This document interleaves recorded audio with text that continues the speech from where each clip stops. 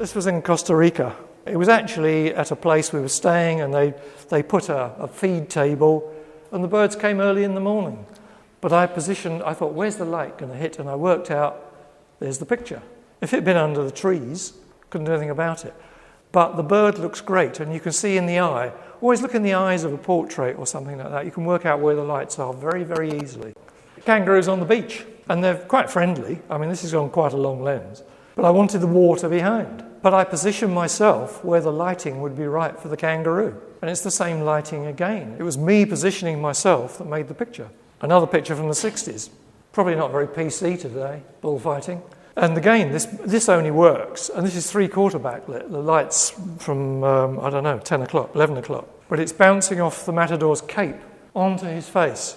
That's the only light that's hitting his face, really. That made the picture. As soon as he moved the cape aside, the picture had gone. But it just worked. Argentina, near Mendoza, and that's the Andes in the background. This was a press trip, and we were taken wherever we were taken. And I was with a Daily Telegraph photographer. And she said, oh, God, the lighting's so contrasty. What can we do? It's awful. And she was getting her flash gun out. I said, put it away. I got organised 2 women to get a big white sheet, and they held it up, one either side. That's the reflector. You've got to be incredibly pragmatic as a photographer. Is this a travel picture? Yes, it is, because it sells a spa resort in the Andes. If we hadn't have had that big white sheet, this would have looked really stark and contrasty. But as it is, it's filled it in beautifully. Something you can do nothing about. This was Amazon rainforest near Manaus, and we were taken to indigenous people's reservation, I suppose you'd call it, or where they lived. And this was a little kiddie, shy but not threatened. I didn't feel threatened. If the child had looked threatened or started to cry, to put the camera away. I don't want to upset people, but you should also realise that you're doing something which could be to their benefit. It could be for your benefit as well. You could put money in your pocket, but that in turn could help. But the lighting again, it's only the lighting. If the child had been standing somewhere else, and I couldn't ask the mother and child to move around in this circumstance, you just don't. So you don't try and manipulate them, you just take advantage of what is offered without harming or upsetting people. Tonga, Nuku'alofa, King's birthday. I position myself. It's the same lighting as the Raphael portrait. It's the same lighting as 500 years ago, not changed. Light under the chin, it shows you. But I position myself where the light would be right for this. And I waited for the composition to happen and just moved, took it. Split second later, the people had moved and there wasn't the composition. Of course, I took frames either side, so I know that. But I know even when I shoot them, waste of time. I've got the one frame I need. This was a model shoot, in fact. This was in the Cook Islands, and it was for a hotel. We arranged a model, and I said, well, we've got to do this early in the morning. And we started at 7. By 8 o'clock, we'd wrapped. That was it. The sun had gone too high. But I positioned her so it worked. Harajuku, Tokyo. This is cosplay, or it's the early days of cosplay. Cosplay is dressing up in costumes from manga and anime. Her face is in the shadow, but so is her hair. Her hair is all over her face, so she's almost trying to conceal herself. So I thought, the fact she's in shadow is actually adds to that story. This has been used as a cover for a magazine. She's not threatened by me taking the pictures. She wanted me to take them. They're dressed up. They want you to approve, and the way you approve in a circumstance like that is to take their picture. Tonga. It's hard to not take pictures in Tonga. They ask you, they beg you to take pictures of them. Again, positioning myself. If I'd have moved to the left, I would probably put my shadow all over this.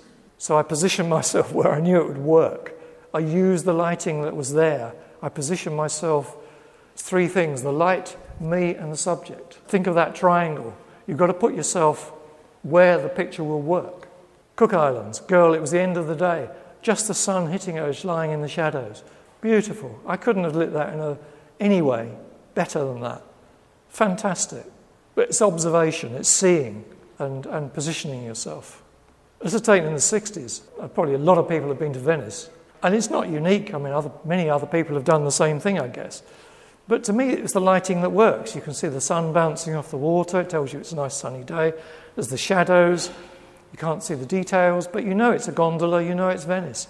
The story's in the picture. You don't need any words, but it's using the light. Panama, San Blas Islands, Kuna Indian people. School. We were there for a couple of days, and there was a tour guide there, and she said, what did we want to do? And being a travel photographer, I said, I want to go to a school. What? I said, yeah, I want to go to a school. School is great. If you get into a school in a place like that, the pictures they just happen in front of you. It's just a case of taking the pictures. They all form up in front of you. And of course, you josh around with them a bit, say, come on, come on. And they play around and they form these expressions, and you got great pictures very easily. This is the Kuna people were in a little boat, and the lighting is just dead right again. If it had been going the other way, they would have been backlit. There wouldn't have been the picture there, I don't think. So it's taking advantage of a situation. It's that triangle. Light, subject, me. Church in northern France. Light is coming through a window. It's all stone, obviously. But this tableau has been set up knowing where the light was coming from. So this is architecture used as lighting.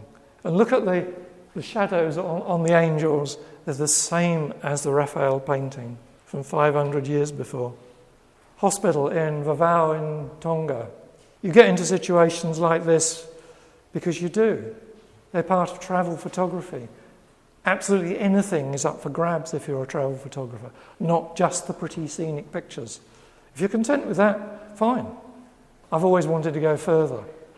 And I can assure you that even today, at my age, I have yet gone through a whole day and been totally satisfied.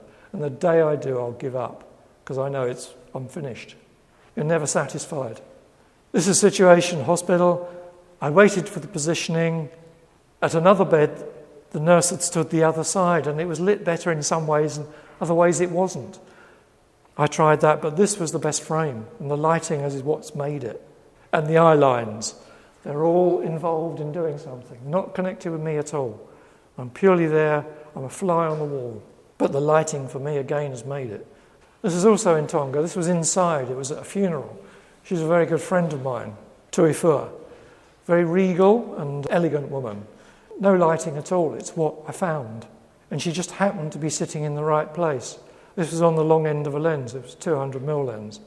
I couldn't change anything except my position. That's all I could do. I asked if I could take pictures at this funeral, and they said, yes, please do. They were amazed I even asked. But I did, and I got this lovely frame.